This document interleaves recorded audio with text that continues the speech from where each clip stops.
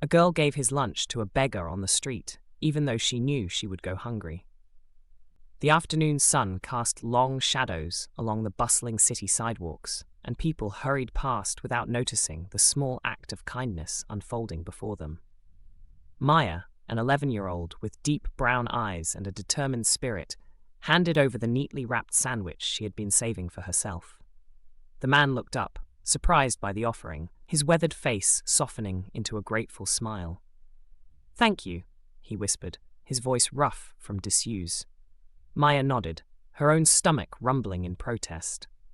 "You're welcome," she replied softly, before turning to weave her way back through the crowd. She clutched her backpack straps tightly, trying to ignore the hunger gnawing at her insides. Her mother had warned her about talking to strangers, but something about the man's eyes had compelled her to help. They reminded her of her father's before he left, a mix of sadness and hope. As she approached her apartment building, the familiar scent of street food wafted through the air, making her hunger even more acute. The elevator was out of service again, so she began the long climb to the 5th floor. Each step seemed heavier than the last, but she pushed on, thinking about her mother working double shifts at the hospital and her little brother, Liam, waiting at home. Opening the door, she was greeted by the sound of cartoons playing softly on the old television. Liam looked up from the worn couch, his face lighting up. "Maya, you're back!" he exclaimed, jumping up to hug her. "Hey, buddy," she said, ruffling his curly hair. "Have you been good today?" He nodded enthusiastically. "I finished my homework and even cleaned up my toys." "That's great," she replied, forcing a smile. The truth was, she didn't know what they would have for dinner tonight. The pantry was nearly empty, and she had given away the only food she had. "Are you hungry?" Liam asked innocently. "A little," she admitted.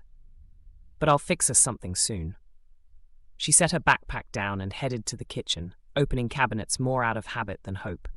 A lone can of beans and a small box of rice were all that greeted her. Sighing, she filled a pot with water and set it on the stove. As the rice cooked, Maya's thoughts drifted back to the man on the street. She wondered where he would sleep tonight, whether anyone else would show him kindness. The city could be a cold place for those who had nothing. "What's wrong?" Liam's small voice pulled her from her thoughts. "Nothing," she said quickly. "Just thinking." "About Mom?" he asked. "Yeah," she lied. "She'll be home late tonight." They ate their simple meal together, and Maya tried to make it last as long as possible, telling stories and encouraging Liam to talk about his day. After dinner, she helped him get ready for bed, reading his favorite book until his eyes grew heavy. "Good night, Maya," he murmured as he drifted off. "Good night, Liam," she whispered, kissing his forehead. With the apartment finally quiet, Maya sat by the window, looking out over the city lights.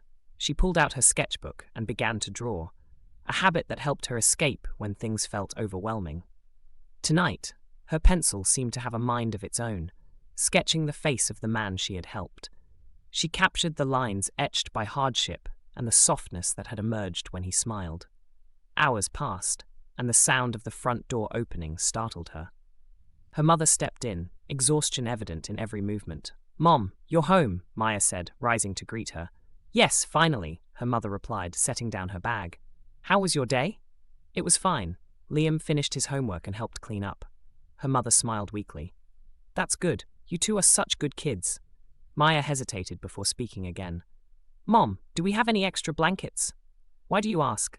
"I was thinking, there are people out there who might need them more than we do." Her mother looked at her thoughtfully. "It's getting colder these days. I suppose we could spare one or two. But be careful, Maya.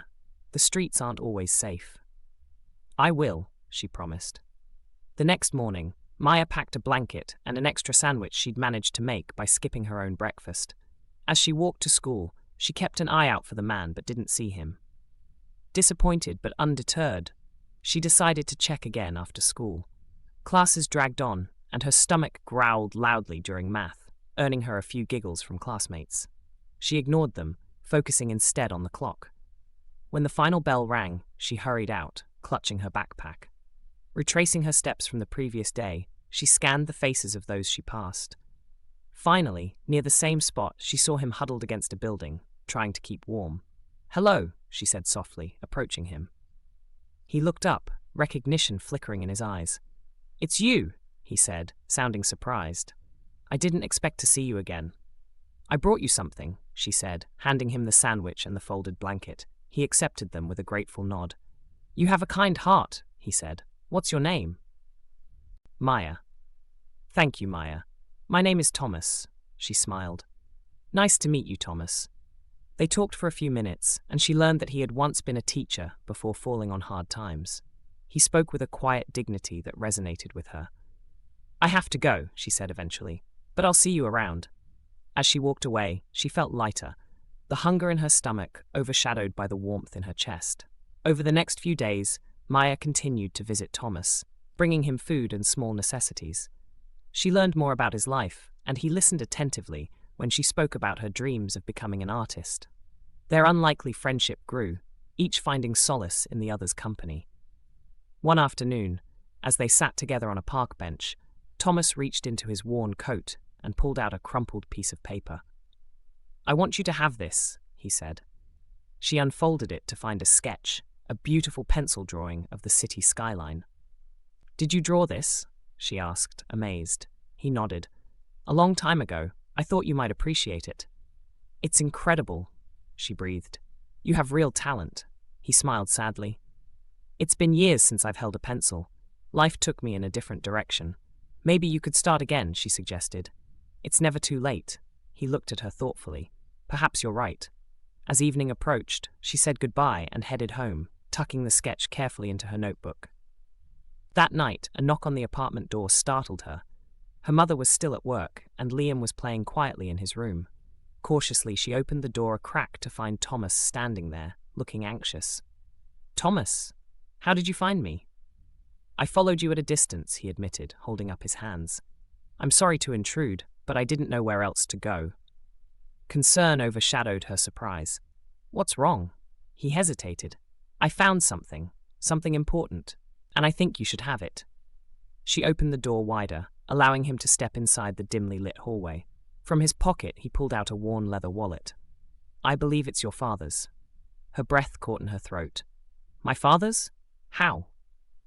"I recognized the man in the photo you showed me," he explained. "I've seen him around some of the shelters. I think he's been looking for you." Emotions surged within her, confusion, hope, anger. "My father left us 2 years ago. Why would he be looking for us now?" "I don't know," Thomas said gently, "but I thought you should know." Just then, the sound of footsteps echoed in the hallway. Her mother appeared at the top of the stairs, surprise registering on her face as she saw the man standing next to her daughter. "Maya, who is this?" she asked cautiously. "Mom, this is Thomas. He's a friend." Thomas extended his hand. "I'm sorry to meet you under these circumstances. I was just leaving." "Wait," Maya's mother said, sensing the tension. "Is everything okay?" Maya took a deep breath, then explained the situation. As she spoke, her mother's expression shifted from concern to a mix of disbelief and pain. "I never thought we'd hear from him again," her mother said quietly. "Why now?" Thomas hesitated before speaking. "Sometimes people make mistakes they regret deeply. Perhaps he's trying to make amends." Her mother looked at him, then at Maya. "We need to think about this." Over the next few days, the revelation weighed heavily on them. Maya continued to visit Thomas, who became a source of support as she grappled with her conflicting emotions. One afternoon, as they sat in the park, Thomas turned to her. "You know, Maya, forgiveness can be a powerful thing, not just for the person being forgiven, but for the one forgiving." She sighed. "I don't know if I can forgive him. He left us when we needed him most." "That's understandable," Thomas said, "but holding on to anger can hold you back." She looked at him. "Did you ever have someone you needed to forgive?" He nodded slowly. "Myself, for the choices I made that led me here." She considered his words. "Maybe I can try." That evening, when her mother returned from work, Maya approached her. "Mom, I think we should try to find Dad." Her mother studied her face, then nodded. "If that's what you want, we'll do it together." With Thomas's help, they reached out to local shelters and organizations. It wasn't easy, and weeks passed with no leads.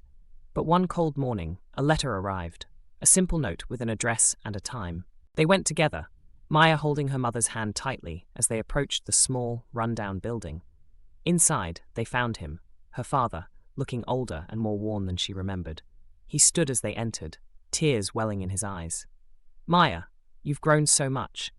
She felt a mix of emotions but managed a small smile. "Hi, Dad." They talked for hours, sharing stories and expressing feelings long buried. It wasn't an easy reunion, but it was a start.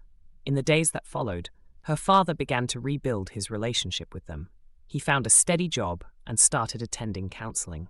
While the road ahead was uncertain, there was a newfound sense of hope. Throughout it all, Thomas remained a constant presence in Maya's life. Inspired by her encouragement, he began drawing again, his talent blossoming. Together, they organized an art show at the community center, featuring works by local artists and raising funds for the homeless. On the night of the show, Thomas stood beside Maya, both of them beaming as people admired the artwork. Her parents were there too, standing together for the first time in years. "This is amazing," Thomas said, his eyes reflecting the warm glow of the lights. "You made this happen." "We did it together," she replied. He looked at her thoughtfully. "You know, a simple act of kindness can ripple out in ways we can't even imagine." She smiled. "I think I'm starting to understand that." As the evening drew to a close, Maya felt a deep sense of fulfillment. The journey had been challenging, but it had led to healing and new beginnings. Walking home with her family, she looked up at the stars twinkling above. Her brother skipped ahead, laughing, and her parents walked side by side, their faces relaxed. "Thank you, Maya," her mother said softly. "For what?" "For being the heart of this family, for reminding us of what's important." She squeezed her mother's hand. "I couldn't have done it without you." In that moment, Maya realized that despite the hardships, they were stronger together. The future was still uncertain, but with love and compassion, they could face whatever came their way. And it all started with a girl giving her lunch to a beggar on the street.